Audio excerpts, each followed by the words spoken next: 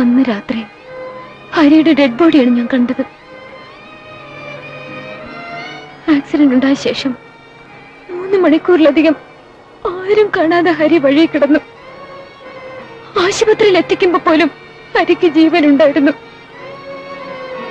അപകടം ഉണ്ടായപ്പോ തന്നെ ആശുപത്രിയിൽ എത്തിച്ചിരുന്നെങ്കിൽ ഹരി രക്ഷപ്പെടുമായിരുന്ന ഡോക്ടർമാരെല്ലാം പറഞ്ഞു.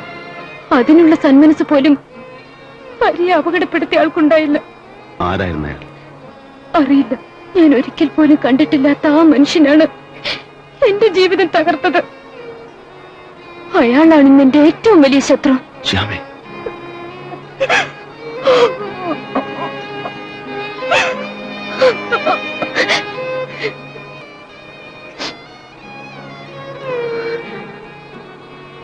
എന്നാണ് അപകടം ഉണ്ടായത്? 2 വർഷം മുമ്പ് 83 ഡിസംബർ 7-ാം തീയതി.